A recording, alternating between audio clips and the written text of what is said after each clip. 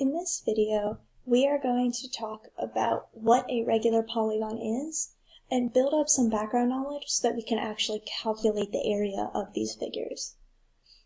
So before we can get into some calculations, we have to agree on some vocabulary. Our first vocabulary term is a regular polygon. A regular polygon is a closed figure where all of the angles are congruent and all of the sides are congruent. So in this case, all of our sides are congruent to each other and all of our angles are congruent to each other. So some examples that we have are squares and equilateral triangles are both types of regular polygons that you have already worked with.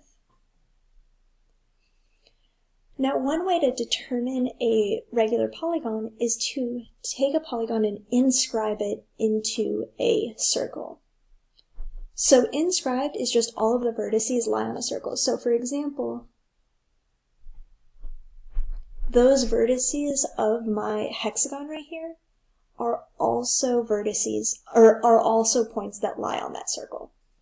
We just use this because sometimes when we're considering our regular polygons, we're going to consider what happens if you were to inscribe it into a circle. Our next term is the apothem. The apothem is a segment from the center to the midpoint of a side. So it always makes a right angle, and then those two pieces are congruent to each other. So that is going to be our apothem. And you'll see why a little bit later, why that piece is important. The next word is our radius, and this should look familiar because we have talked about radii with circles, but the radius is from the center to a vertex.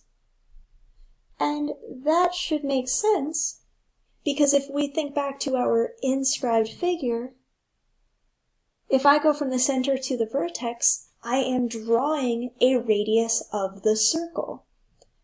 So it's really the radius of the circumscribed circle is what we're going to call the radius of our polygon. And then the last one is our central angle. A central angle is an angle formed by two adjacent radii. So it would be something like this, where they're right next to each other. And that angle right here would be our central angle. Now you could have central angles in other spots. You could have it over here.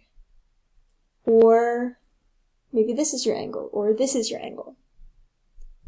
But you notice that they're always congruent to each other because this is a regular polygon, so all of these triangles are going to be the same. Same thing with our vertices and apothems. You could have an apothem over here. You could have a radius over here or over here. Those are all our radii.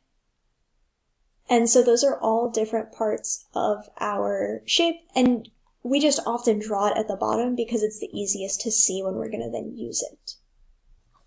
So let's take a minute and talk about practice identifying the apothem, the radius, and the central angle. So here I have two figures. This has 6 sides, right? 1, 2, 3, 4, 5, 6. So this is a hexagon. I have 4 sides, so this is a square. In this case, my apothem, I'm going to go with the one that they labeled, is going to be segment FH. My radius that they labeled is segment FB. And then my central angle is not actually shown because this is not the central angle. The central angle does go between 2 radii. So that is going to be my central angle, and we would call that angle AFB or angle BFA. In our square, we can also find our apothem, our radius, and our central angle. The apothem for this figure is going to be EF, because it goes from the center to the midpoint of a side. Our radius is EB, and once again our central angle, they haven't actually shown us all of it, it's going to be angle AEB.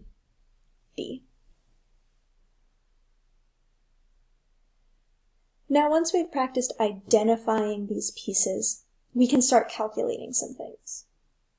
And the first thing we are going to calculate is our central angle.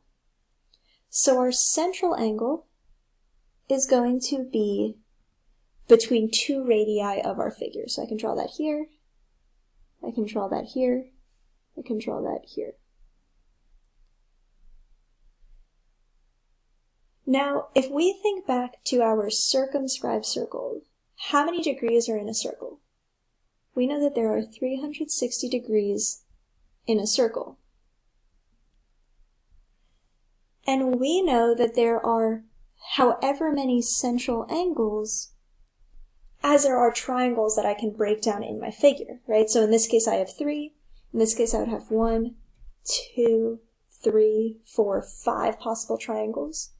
And here I would have 1, 2, 3, 4, 5, 6, 7, 8 possible triangles. So to find our central angle, we're going to do 360 divided by n, where n is our number of sides. Because that number of sides is telling you how many of these exactly the same triangles you can create. So if I do 360 divided by 3, because n equals 3, I'm going to get that this central angle is 120 degrees. In this case, n is 5, so I can do 360 divided by 5, and we're going to get 72 degrees. And then our last one, our n is 8, so we can do 360 divided by 8, and that's going to give us 45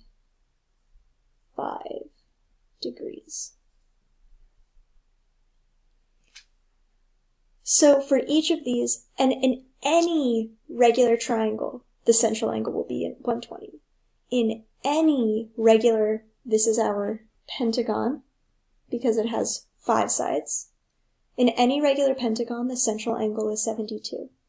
In any regular octagon, our central angle is 45 degrees. Let's real quickly talk about a couple of other vocabulary terms. We know that when n is 3, it's a triangle. When n is 4, it's a square. When n is 5, it is a pentagon. When n is 6, it is a hexagon. When n is 7, we call that a heptagon. N is 8, we call that an octagon. N is 9, we call it a nonagon. N is 10, it is a decagon. We don't often use n is 11, but n is 12 is a dodecagon. And there are terms for everything after that, but we often could just say something like, say I wanted to know n is 30, I could just write that I have a 30gon. If you have any number and you forget what the term is, you can just put the number of sides in front of that suffix gon, and it'll work for it. I do want you to be familiar, though, because these terms will come up in writing sometimes. So now we've talked about some of our vocabulary related to regular polygons. After this, the next video will talk about how do we calculate the area of these shapes.